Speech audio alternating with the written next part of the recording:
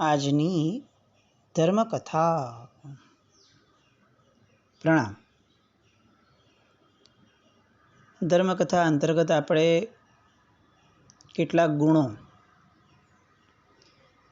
કે જે પર્યુષણા પર્વની અંદરમાં આપણે અનુભવ્યા કે કેળવવા જેવા છે,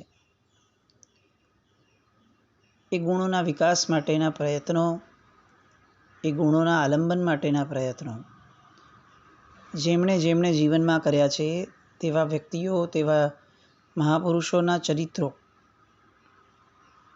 એ ચરિત્રોને આપણે સ્વાધ્યાય કરી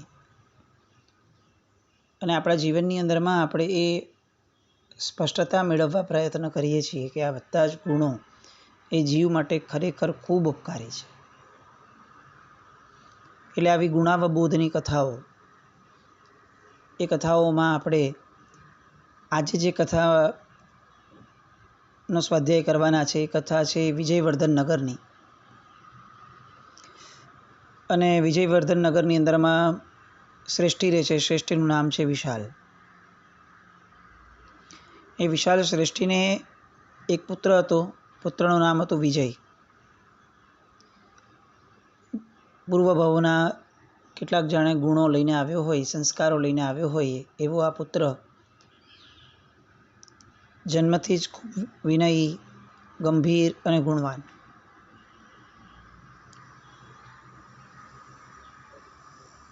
ઉંમર થઈ, પરણવા યોગ્ય થયો એટલે વસંતપુર નગરના શેઠ સાગર, એની પુત્રી શ્રીમતી, એ શ્રીમતીની સાથે એના વિવાહ નક્કી થયા. આ શ્રીમતી જે છે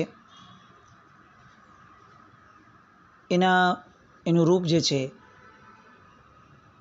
એ એના નામ જેવું જ, નામને અનુરૂપ હતું. પરંતુ શ્રીમતીની અંદરમાં એક ખામી હતી. એને એની કેટલીક સખીઓના કારણે કેટલીક નબળી આદતો એના પિયરમાં જ્યારે હતી ત્યારે ઉંમરમાં, એ જ ઉંમરમાં લાગી ગઈ, યૌવન વયમાં, કે જેમાં એને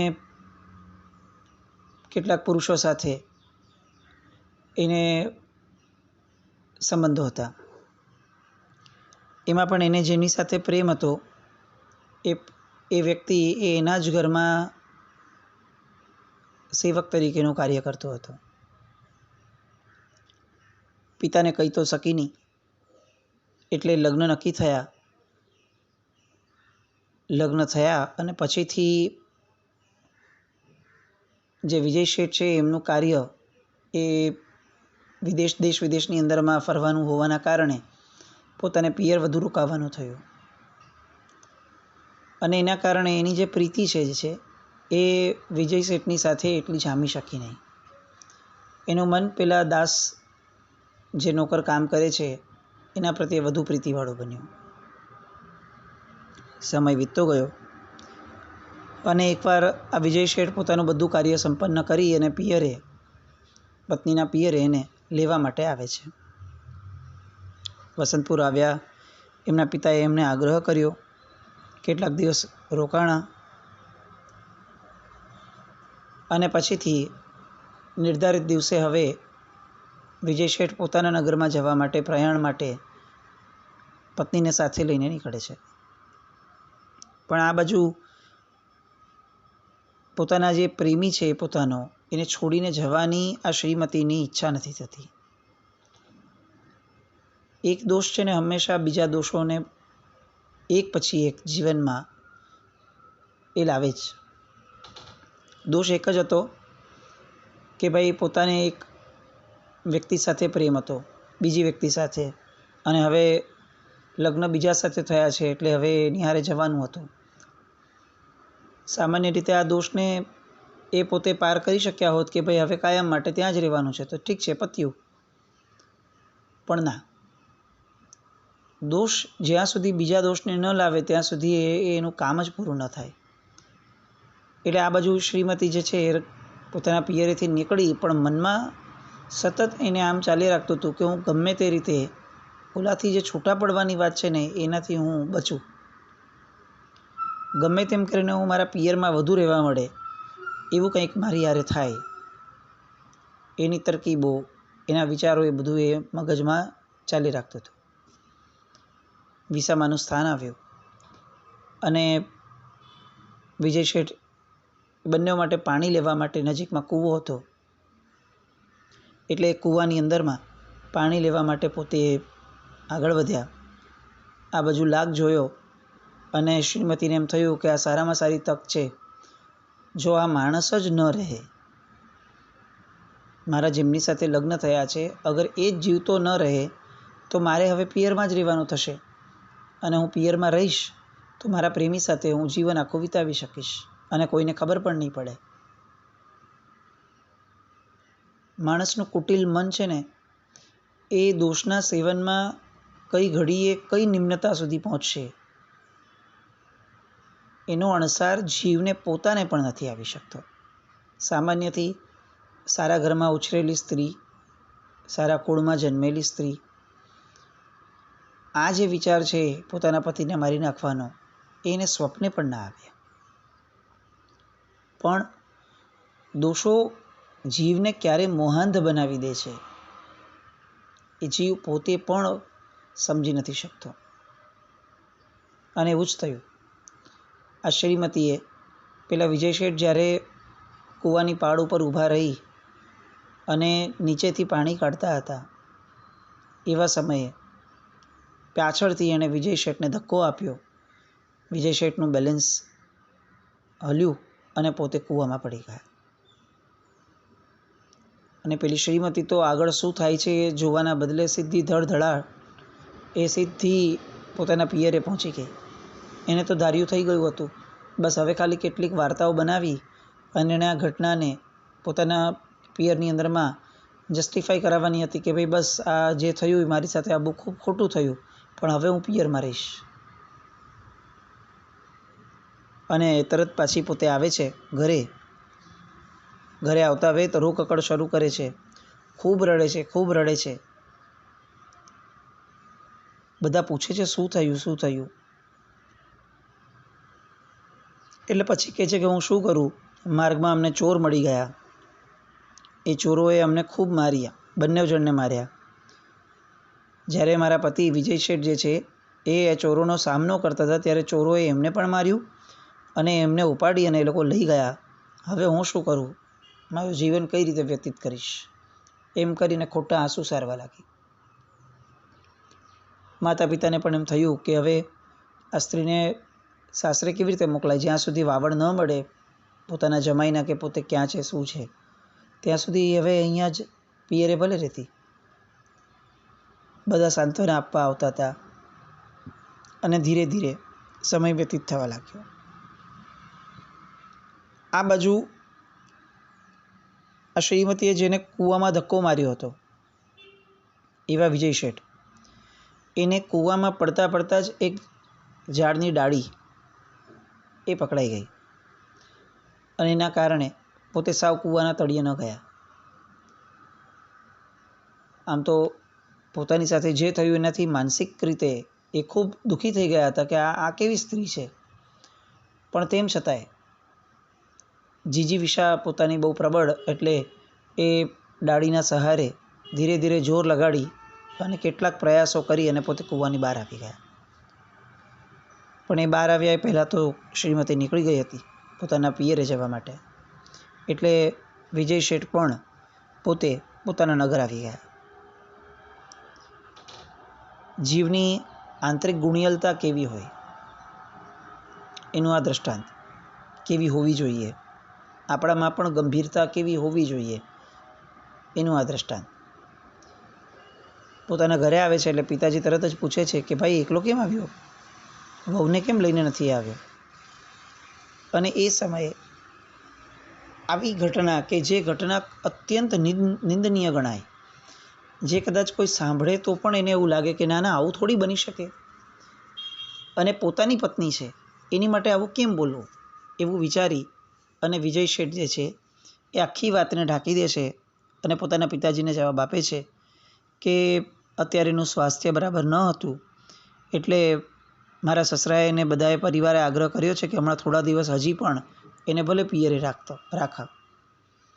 એમ કરીને એને પિયરે હું મૂકીને આવ્યો છું.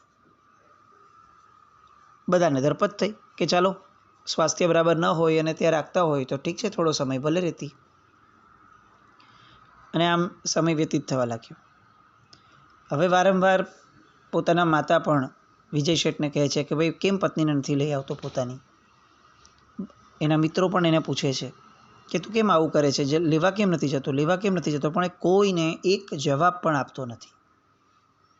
એના જીવનની અંદરમાં એક નિયમ અકાટ્ય રીતે એમણે સેવેલો હતો વિજય શેઠે. બોલવા કરતાં ન બોલવું વધુ સારું. જીવનમાં કેટલાક પ્રસંગો આવા હોય છે કે જે પ્રસંગોની અંદરમાં આ વાત આપણે પણ વિચારતા હોઈએ છીએ કે ભાઈ આ પ્રસંગે આપણે બોલ્યા, એ બોલીને આપણે ઘણી બધી વસ્તુ બગાડી, એના કરતાં ન જ બોલ્યા હોત તો વધુ સારું હોત. આવા અનુભવો, આપણા જાત અનુભવો ચિક્કાર આપણી આગળ હશે.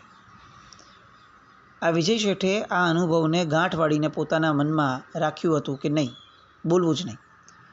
કોઈ પણ એવી વસ્તુ બોલવી જ નહીં કે જેના કારણે ક્લેશ થવાની, સ્વ અથવા પર કોઈને પણ ક્લેશ થવાની શક્યતા રહે. એટલે બોલવા કરતાં ન બોલવું વધુ સારું. સમય વ્યતીત થવા લાગ્યો અને આકસ્મિક રીતે બહુ જ થોડા સમયની અંદરમાં એમના માતા અને પિતા બંનેનું મૃત્યુ થયું. હવે વિજય શેઠ ઘરમાં એકલા થયા. એટલે નગરજનોનું, મિત્રોનું, બધાનો, સ્વજનોનું બધાનો આગ્રહ આવ્યો કે એકલો માણસ કઈ રીતે જીવી શકે? તારા લગ્ન થઈ ગયા છે, તારા માતા પિતા પણ મૃત્યુ પામ્યા છે, હવે તારે તારી પત્નીને અહીંયા લાવવી જ જોઈએ. કોઈ કારણ તો એવું છે નહીં કે જેના કારણે તું એને ન લાવે.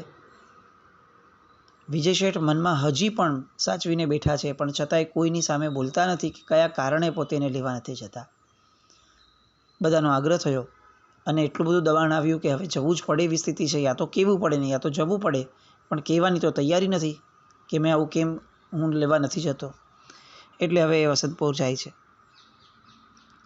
ત્યાં આવે છે એટલે તરત જ એમના સાસુ સસરા એમનો સત્કાર કરે છે અને વાત કરે છે કે મારી દીકરી આવીને અમને જણાવ્યું કે તમને રસ્તામાં આવી રીતે ચોરો મળ્યા હતા, એ લૂંટારુઓએ તમને પકડી લીધા હતા, તો બધું બરાબર થઈ ગયું ને, બધું શાંત થઈ ગયું છે ને? હવે વિજય શેઠ સાંભળે છે. જો ધાર્યું હોત તો એ સમયે પણ કહી શક્યા હોત કે તમારી દીકરીના બધા આવા બધા કરતૂતો હતા, પણ ના, બોલવા કરતાં ન બોલવું એ વધુ સારું હોય છે. એ ન્યાયને ફરીથી એમને બહુ દ્રઢપણે વળગીને રહ્યા પોતે. અને એમણે એમના સાસુ સસરાને જવાબ આપ્યો કે જીવનની યાત્રા છે, ક્યારેક ક્યારેક લૂંટાઈ પણ જઈએ, પણ હવે જીવન બચ્યું છે એનો આનંદ માણીએ.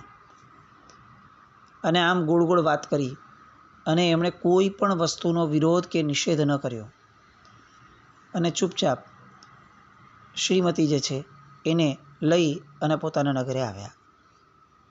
આ ઘટનાથી શ્રીમતીના હૃદયની અંદરમાં બહુ મોટું પરિવર્તન આવ્યું. પોતાના પતિ પ્રત્યેનો એનો જે ભાવ હતો એ ખૂબ વિકસવર થયો. હવે આવી ઉદારતા, આવી ગંભીરતા, મારો આવડો મોટો દોષ અને છતાં પણ એમણે ક્યાંય કોઈ જાતનો ઉલ્લેખ નથી કર્યો. એના કારણે એમને પોતાના પતિ માટે ખૂબ સદભાવ થયો. પણ આ વાત ક્યારેય ઉચ્ચારી નહીં બંનેમાંથી એક પણ વ્યક્તિએ.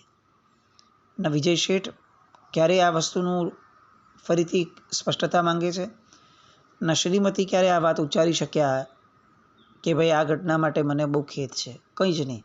અને દિવસો વીતતા જાય છે. મહિનાઓ, વર્ષો વીત્યા, 4 પુત્રો થયા. હવે તો જીવનની પ્રૌઢ અવસ્થામાં આવ્યા. 4 દીકરાઓના લગ્ન થયા, પુત્રવધુઓ આવી અને બધું જ સામાન્ય રીતે ચાલે છે. પણ સહજ રીતે સાસુ અને વહુ બે ભેગા થાય, જેમ આપણે ખાવામાં કેટલીક વસ્તુઓ આવે ને તો એની ઉપર દહીં વગેરે જાય કે છાશ વગેરે જાય તો દ્વિદળ થયું કહેવાય અને જીવોત્પત્તિ શરૂ થઈ જાય. બસ એવી રીતે બીજું બધું જ સામાન્ય હોવા છતાં પણ સાસુ અને વહુ નામના 2 તત્વો ભેગા થાય એટલે કેટલાક જીવનમાં દ્વિદળ ઊભા થાય. ત્યાં દ્વિદળ હોય તો જીવોત્પત્તિ ઊભી થાય અને અહીંયા દ્વિદળ થાય એટલે ક્લેશ ઉત્પન્ન થાય. બસ એવું જ અહીંયા પણ થયું. ઝઘડાઓ થવા લાગ્યા સાસુ અને વહુની વચ્ચે. અને એમાં ઘણી બધી વાર ક્યાંક ને ક્યાંક દીકરાઓ સુધી વાત પહોંચે. દીકરાઓ ક્યારેક વિજય શેઠ સુધી વાતો લાવે કે ભાઈ જુઓ ને આવા નાના નાના મુદ્દે પણ આ લોકોના ઝઘડા થઈ રાખે છે. અને ત્યારે વિજય શેઠ પોતાના દીકરાઓને, પોતાની પુત્રવધુઓને બધાને હંમેશા એક જ વાક્ય કહેતા, બોલવા કરતાં ન બોલવું વધુ સારું છે. અને વારંવાર આવું કહેવાના કારણે હવે આ એક એમનો ટ્રેડમાર્ક સિમ્બોલ થઈ ગયો. ધીરે ધીરે વાત નગરમાં પણ પ્રચલિત થઈ ગઈ કે વિજય શેઠનું આ જે વાક્ય છે એ એકદમ પેટર્ન અને એમનું જીવનનું એક શ્રેષ્ઠતમ વાક્ય છે કે જે ખરેખર જીવનમાં અપનાવવા જેવું હોય છે. વારંવાર આવું કહેવા લાગ્યા અને એના કારણે વારંવાર જે ઝઘડાઓ થતા એ શાંત પણ થઈ જતા. લોકો માની લેતા કે વાત તો સાચી છે, અત્યારે બોલવું એના કરતાં ન બોલવું વધારે સારું. પણ એકવાર એવું થયું કે એમના મોટા દીકરાએ પોતાના પિતાજીને કીધું કે બીજું બધું બરાબર છે પિતાજી, પણ આપ જ્યારે પણ આપની પાસે કંઈક ઝઘડો આવે છે ત્યારે આપ એવું કહે છો કે બોલવા કરતાં ન બોલવું વધુ શ્રેષ્ઠ છે. તો એવો કોઈ તમારો જીવનનો જાત અનુભવ છે કે જેના કારણે તમે આ વાક્યને આટલું બધું ઘૂંટ્યું છે? વિજય શેઠ થોડું હસ્યા. એટલે પુત્રને થયું કે ના, ચોક્કસ કંઈક ને કંઈક રહસ્ય તો છે જ. એટલે બહુ આગ્રહ કરે છે કે ના, અમે તમને આ રહસ્ય તો તમારે અમને કહેવું જ પડશે. અને અત્યાર સુધી ખૂબ ગંભીરતા સાથે આ વાક્યને વળગી રહેલા એવા વિજય શેઠે બસ એમ કોઈ એક નબળી પળ ગણીએ કે જે પણ એણે પોતાના પુત્રને કીધું, જો કોઈને કહેતો નહીં, મેં આજ સુધી કોઈને કીધું નથી, પણ મારી સાથે આવી ઘટના થઈ હતી તારા માતાજીની, અને તું બોલ હવે આ ઘટનામાં હું ચૂપ રહ્યો તો મને ફાયદો થયો કે બોલ્યો હોત તો ફાયદો થાત? તો કે ના, તમે ચૂપ રહ્યા તો ફાયદો થયો, બધું સચવાઈ ગયું. એટલે એણે કીધું કે જો આના પરથી હું આવું શીખ્યો કે ઘણા પ્રસંગોની અંદરમાં બોલવા કરતાં ન બોલવું વધુ સારું. પેલો કાન પકડીને શીખી લે છે કે વાત સાચી છે. પિતાજી ફરી કહે છે કે જો આ વાત કોઈને કહેવાની તો નથી જ. તો કે ના, કોઈને નહીં કહું, સવાલ જ નથી. પણ પ્રસંગ આવ્યો, ફરીથી સાસુ વહુના ઝઘડા થયા. વહુએ ફરીથી આવીને પોતાના વરને વાત કરી કે જુઓ તો મારા સાસુ આવા છે. અને અચાનક એને પણ ગુસ્સો આવ્યો અને એણે પણ કહી દીધું કે અરે તું સમજ, પિતાજી જે કહે છે કે ન બોલવું વધુ સારું છે એનું કારણ આ છે કે પિતાજીને આવો અનુભવ થયેલો મારા મમ્મીનો, મારા માતાજીનો. પેલી વહુને પણ સાંભળીને આશ્ચર્ય થયું કે શું વાત કરો છો? ઓહો, તો ન બોલવું વધુ સારું છે. પણ ફરી પાછા જ્યારે ઝઘડા થયા અને ઝઘડામાં કંઈક આગળ વધ્યું ત્યારે એ વહુના મોઢામાંથી નીકળી ગયું પોતાની સાસુને જ કે હવે રહેવા દો, તમે બહુ વાતો કરો છો, મને બધી ખબર છે કે તમારું જીવન કેવું હતું અને તમે અમારા સસરા સાથે કેવું વર્તન કર્યું હતું. એમ કરીને આખી વાત કહી દે છે. સાસુને આઘાત લાગે છે. આજ સુધી આ વાત જે મારા પતિએ મારી સામે ક્યારે ઉચ્ચારી નથી, એ વાત મારી વહુ સુધી પહોંચી ગઈ. એટલે મારા પતિએ આ વાત બધાને કરી છે. અને હવે જો મારી વહુઓ સુધી આ વાત પહોંચી ગઈ હોય તો એનો અર્થ એ થયો કે હવે તો મારી નિંદા કરવામાં ક્યાંય કોઈ પાછળ જ નહીં રહે. હવે મારું વહુઓ સામે અસ્તિત્વ શું? હું હવે કયા મોઢે એ લોકોને ઉપર વર્ચસ્વ રાખી શકીશ કે એ લોકોની સાથે કંઈ પણ વ્યવહાર કરી શકીશ? અને એને અતિશય ખરાબ લાગ્યો. એ દુઃખમાં, એ આઘાતમાં એનું હૃદય થંભી ગયું અને મૃત્યુ પામી. બધા રોકકળ કરે છે, અગ્નિ સંસ્કાર વગેરે થઈ જાય છે. પણ પછીથી જ્યારે વાત નીકળે છે ત્યારે વિજય શેઠને ખબર પડે છે કે મૂળમાં આ મારી વહુ, એને મારા દીકરાએ આવું કહ્યું હતું અને મારા દીકરાને જે મેં કહ્યું હતું એના કારણે આ આખી ઘટના બની છે. ખૂબ દુઃખ થાય છે. આજ આખી જિંદગી આ નિયમને લોકો સુધી મેં પહોંચાડ્યો, મેં પણ આને પાડ્યો, અને એકવાર હું આ નિયમ ચૂકી ગયો કે કેટલાક પ્રસંગોની અંદરમાં બોલવા કરતાં ન બોલવું વધુ સારું. આ એક જ વાર જે હું ચૂકી ગયો એના કારણે આજે મારી પત્નીને ગુમાવવી પડી. દુઃખ થાય છે, પણ ધર્મ પામેલો જીવ હતો એટલે દુઃખને એ વૈરાગ્યની અંદરમાં કન્વર્ટ કરે છે. આવા સંસારથી સર્યું કે જેની અંદરમાં એકવાર પણ જો કોઈ દોષનું સેવન વધુ થઈ જાય અથવા અકારણ વિચાર્યા વિના થઈ જાય તો એ દોષ બીજા માટે કેટલો ભારે પડે છે. વૈરાગ્ય પ્રગટ્યો અને એમણે સંયમ અંગીકાર કર્યો અને દેવલોક ગયા આરાધના કરીને. મૂળમાં આ આખી કથા જે છે પ્રબંધ શતકની અંદરમાં આવેલી આ કથા આપણને ફક્ત એક જ સંદેશો આપે છે કે વારંવાર આપણે આપણા પર્યુષણાને, આપણા ક્ષમાપના પર્વને જો આપણે બગાડવો ન હોય તો કેટલાક પ્રસંગો એવા હોય કે જે પ્રસંગોની અંદરમાં બોલવા કરતાં ન બોલવું એ વધુ સારું હોય છે. બસ આ વિજય શેઠને નજર સમક્ષ રાખી અને આપણા જીવનના આવા નબળા પ્રસંગો, નબળી પળોને સાચવી લઈએ અને એ પ્રસંગોની અંદરમાં બોલવા કરતાં ન બોલવું વધુ સારું છે એવું વિચારી આપણા મન, આપણી જીભ, આપણા મગજ એ બધા પર કેટલોક સંયમ રાખતા શીખીએ અને આપણે આપણા જીવનની અંદરમાં વધુ નુકસાનથી અટકીએ, વધુ કશાયોથી અટકીએ એવો એક સરસ મજાનો દ્રઢતાનો ભાવ આપણા જીવનમાં આપણે સૌ બાંધીએ એવી શુભ મંગલ કામના. જીનાજ્ઞા વિરુદ્ધ કંઈ પણ બોલાયું તો મિચ્છામિ દુક્કડમ. જૈનમ જયતિ શાસનમ.